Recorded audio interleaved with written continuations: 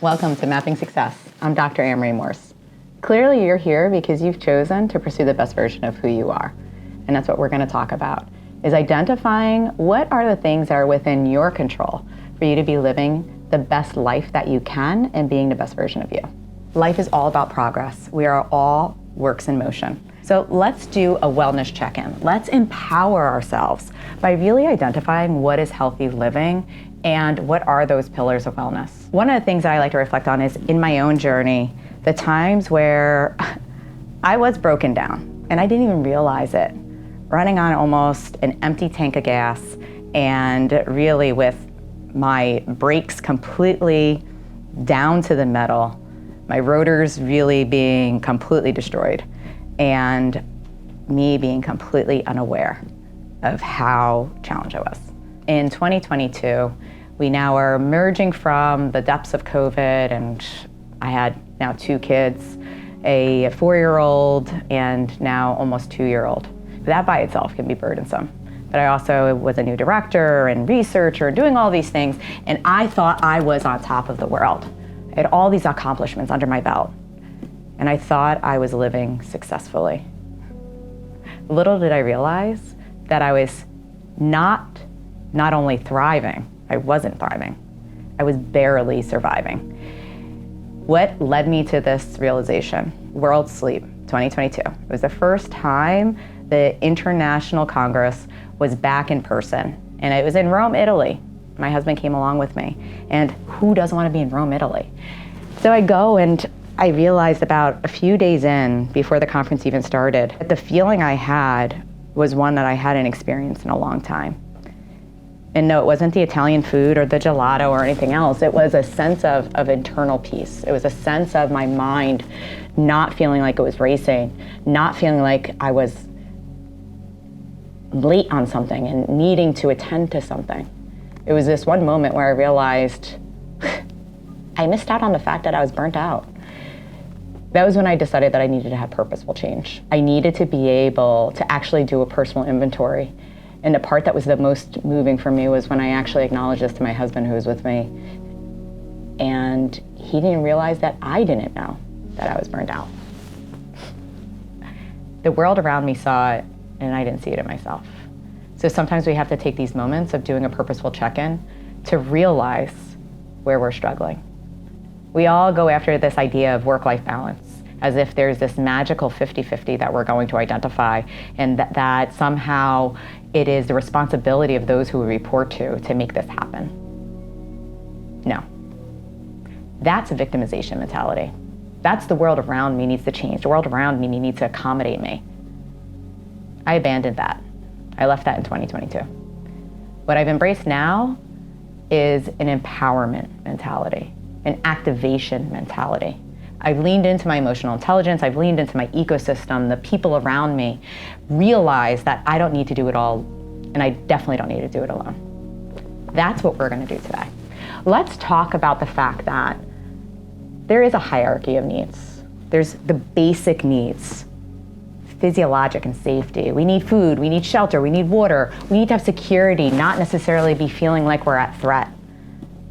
But then they become elevated. Beyond those basic needs are the needs for belongingness, a sense of community, being a part of something bigger than who you are. There's also esteem, a sense of accomplishment, a sense that I'm bringing something. And then finally, self-actualization or fulfillment. This can come in many ways. For me at work, it may be a person who now is successfully living with their own medical journey. For me as a parent, it's seeing my children be able to develop new skills and not just thrive, but be able to teach those skills to other people. That's fulfillment. So how do we go about doing a wellness inventory? Well, we should start off with, there's 8 pillars of wellness. Sometimes, depending on your resource, you may see 9, you may say 10, but reality is that we really are looking at these basic constructs of 8 pillars. What are they? They include your mental, creative, emotional pillar, intellectual, social, financial, academic or occupational, spiritual, environmental, and physical. When looking at each of these areas, it's important to be able to understand what do they actually represent. When you're talking about your mental, creative, or emotional, this is how are you coping? Is it effective? Is it adaptive or is it maladaptive? Are you using a strategy that actually is causing you more harm than benefit, but it's just allowing you to get through it? Recognizing your creative skills and outlets. Are you actually creating time for you and engaging in those things? Intellectual. Finding ways to expand your knowledge and skill set, leaning into that, owning it, being proud of it, sharing it. Social. That's your connection and belonging. One of the things I know that I've been flawed with is mistaking what I'm doing for work as what I'm doing for social enjoyment. Not to say I don't enjoy my peers, but those are distinct. Financial, feeling satisfied with current and future financial situations. Being in a position where you feel prepared. It almost goes back to that basic need of safety. Financial safety is one of those. Academic or occupational. Depending on where you are in your journey, you might be in school, you might be working, you might be doing both at the same time. Are you experiencing personal satisfaction, enrichment in a work or academic pursuit? Are you just showing up to show up? You're there, but you're not there. Lack of presenteeism. That sometimes is even more harmful than just not showing up at all. Spiritual. Do you have a sense of purpose or meaning? This doesn't need to be religious. It can be just a matter of how you're actually connecting beyond and driving and having a passion and purpose. Environmental. Are you purposely exposing yourself to locations, to environments, to things that are making you indulge your senses, have growth? Are you constantly just in a four-walled environment, not giving yourself appropriate exposure to sunlight or to the ocean, the sand beneath your feet? It sounds like a luxury or an indulgence, but your senses are craving it, and it's a part of that pillar of wellness. And then finally, physical. I'm a physician. This is something that is so important. What is your physical well-being and health? And many times we're inadequately measuring that by what we look like during the day or when we're awake. Taking account of the full 24 hours and identifying whether or not you actually are optimally performing in your physical capacity. Are you getting the right duration, quality, timing of sleep? Is that manifesting as inadequate quality of wakefulness? Are you compromised in your cognitive function, your overall satisfaction with what you look like, what your weight is, how clear your skin is? These are your pillars of wellness. Now, before we actually dig into that exercise of unpacking that, I think it's important to talk about burnout. This is something in healthcare we're talking about frequently. And many times it's coming in a capacity of it is someone else's fault that you're burnt out. It is the environment we're in. It's the workload, the burden. It is everything that we're not in control of. That mentality alone is what needs to change. When you adopt a mentality of that you're not in control, you've already accepted defeat, and you've already invited others to accept that you cannot do anything differently because you've accepted that this is where you're going to reside. We also have this really warped balance thought set where we think that everything is going to be 50-50. We need to reframe that in recognizing that it's a sliding scale. There are times at work where it's 80% work and 20% home. And there's times where I need to have the inverse. Being able to understand that and socialize that and have that as an acceptable model and normalize the fact that balance is something that is on a rolling kind of forecast rather than it being a fixed proposition is one that's going to allow for you to be able to navigate most successfully. So, you know what's interesting is that there was a study done in 2021, and this was particularly looking at people who were professional drivers, and they wanted to identify what were the predictors of burnout. What did they find? The real main factors that predicted burnout included things like fatigue, emotional stability or features of depersonalization, and lack of motivation being actual predictors. All of those are within your control.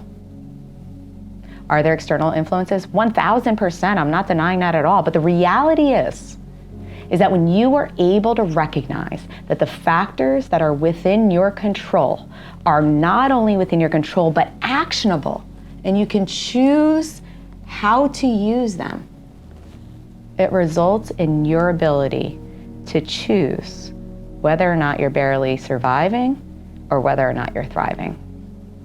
Now, what's funny is it is important, I need to call it out. When we're talking about fatigue, it's really important to know that even in this study, the definition of fatigue was fatigue, tiredness, and drowsiness or sleepiness. Those represent 3 different entities, and recognizing it when we package them together can be confusing. So fatigue, just for a definition, is that I physically have the capability, I cognitively have the capability, but my body or my mind is unable to be able to execute at the performance that I would like to do. Tiredness is a severe form of exhaustion. It is that I have worked you so hard that you have the incapability because your body is just overwhelmed. And sleepiness and drowsiness are completely distinct. These are the likelihood that I'm going to have an inappropriate lapse to sleep. It is a desire for sleep. It is something that only sleep can resolve. Fatigue and tiredness aren't necessarily manifestations of sleep, but can be related. And the reason I make those points is because when you're seeking out what are things that are within your control, it's important to define them accurately so that you can have the right action plan to be able to solve the problem. Another thing that people will say is, that's fine and well, fatigue and depersonalization or emotional stability and lack of motivation, but you know what actually drives this? You know what causes me to have those things? It's the stress. It's the stress of the environment. And if we just got rid of stress, we'd be great. Well, sorry, I don't mean to be so combative in those responses, but that's also wrong. Stress is necessary. Think of yourself like the diamond. A diamond is only created under significant stress. The difference, however, is that there are 2 forms of stress. Eustress, distress. Distress is something that is destructive. It's going to break you down. Eustress is the appropriate amount of stress that is necessary to be able to move you forward. If you think about the things that come easy to you, many times they're not the things that you learn the most from or have the most growth from.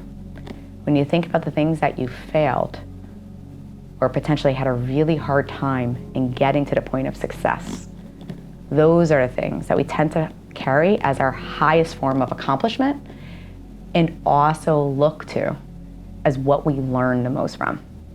So it's not just saying stress, it's a matter of defining that stress and how it's impacting. If you're identifying that you're experiencing those fatigue, tiredness, or sleepiness, obviously that requires for you to respond to that. If you're identifying you're having a lack of emotional stability, look at what's going on there. Have you become cynical? Have you lost an emotional attachment to why you're doing these things? Have you lost your passion and drive? Those are also going to result in you having a lack of motivation.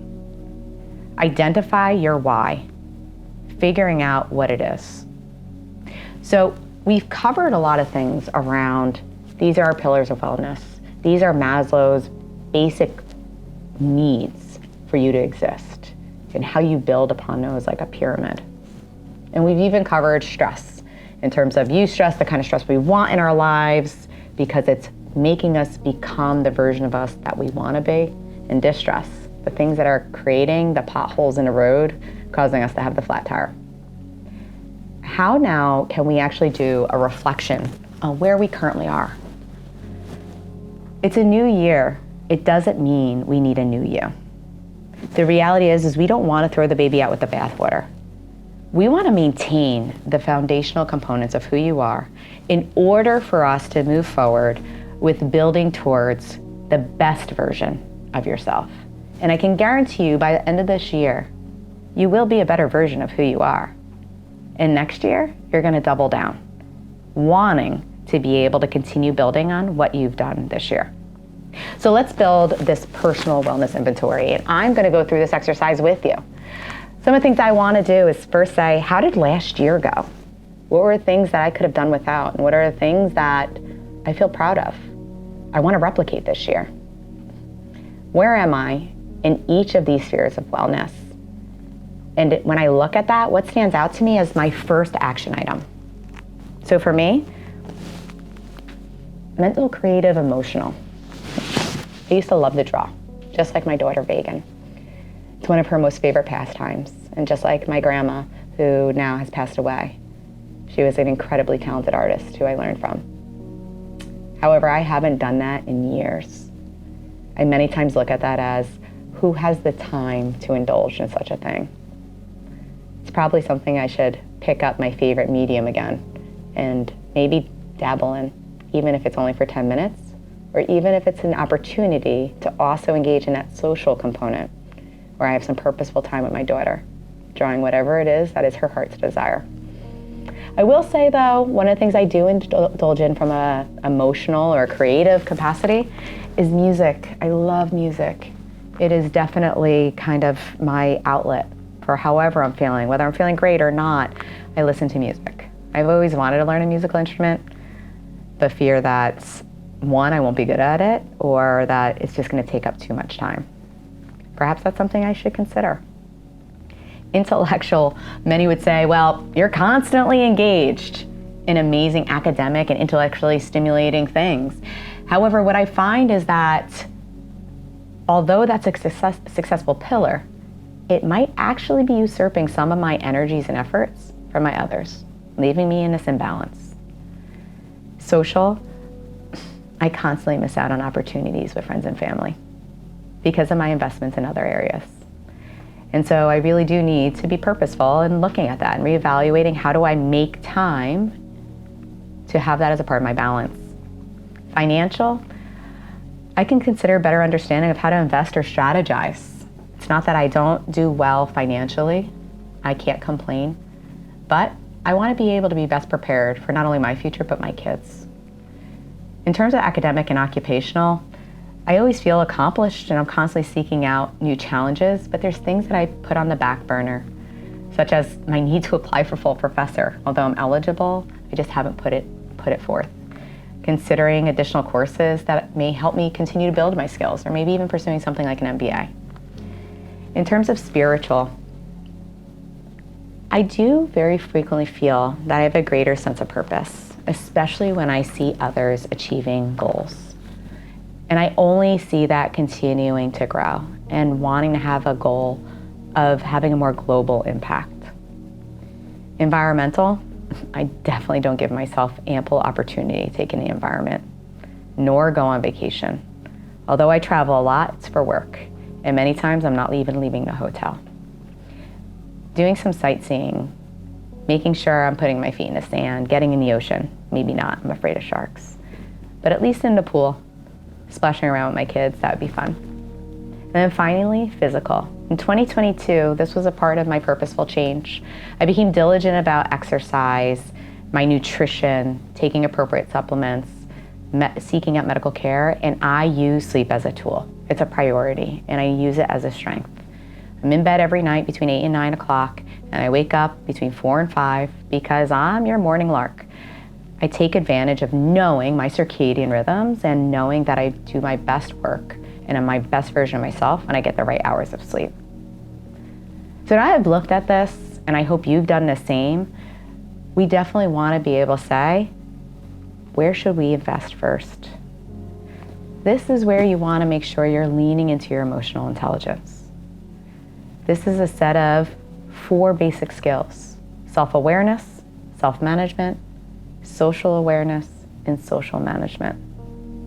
Doing this inventory, you've already started exercising your skills in self-awareness. This is necessary. Knowing yourself and how you tick and where you have opportunities for growth and change are going to set you up for success This is where we develop progress and continue to map our way to the best version of you. As you hold on to that dream, there are moments when you're going to doubt yourself. There are rough times are going to come, but they have not come to stay. They have come to pass.